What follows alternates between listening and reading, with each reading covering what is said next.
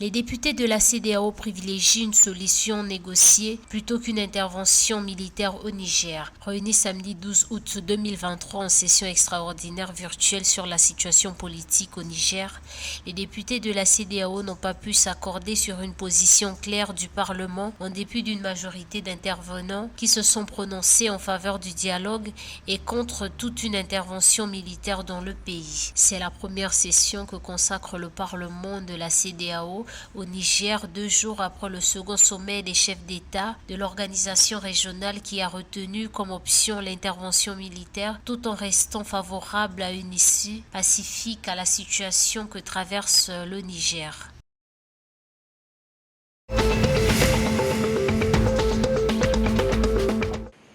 En Guinée-Bissau, le président Umaru Sissoko Embalo a présidé dimanche 13 août 2023 à l'installation dans leurs fonctions des 24 membres du nouveau gouvernement. Prenant à témoin le procureur général de la République, il a indiqué que la tolérance zéro sera appliquée dans la gestion des ministres ainsi qu'aucun détournement des fonds publics par un membre du gouvernement ne sera toléré. De son côté, le premier ministre Geraldo Martins a déclaré que le gouvernement aura pour principaux objectifs la relance de la commercialisation de la noix de cajou, la réduction des prix des denrées de première nécessité, l'amélioration de l'éducation et de la santé, l'approvisionnement en eau potable de toute la population et l'accès à l'électricité pour toutes les localités du pays.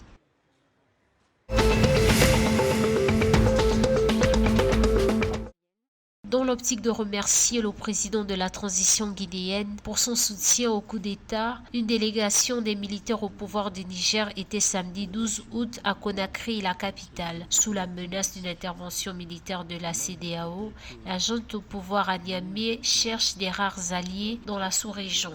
Pour le chef de la délégation nigérienne, la position de Conakry vient renforcer davantage les liens d'amitié et de coopération entre les peuples guinéens et nigériens. Burkina Faso, Mali et Guinée, c'est vers les pays sous la coupe des régimes militaires qu'elle se tourne.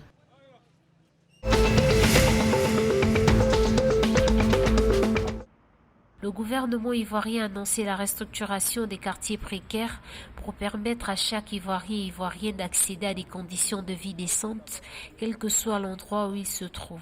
Ce projet de haute portée sociale qui va changer la vie des milliers de familles vise à améliorer la qualité de vie des populations les plus vulnérables. 132 quartiers précaires ont été répertoriés dans le district d'Abidjan. Abidjan, la capitale économique qui compte plus de 6 millions d'habitants, la crise du logement est de plus en plus aiguë.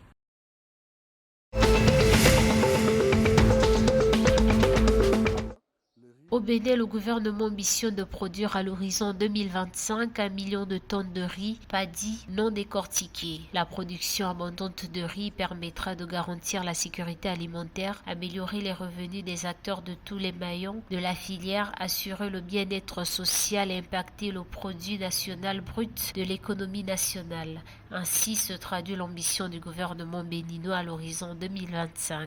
Depuis la mise en œuvre du programme riz sur le territoire national, la filière riz au Bénin a connu un développement rapide, passant de la production de 363 000 tonnes en 2018 à 531 000 tonnes en 2022. Pour autant, le Bénin reste déficitaire en riz.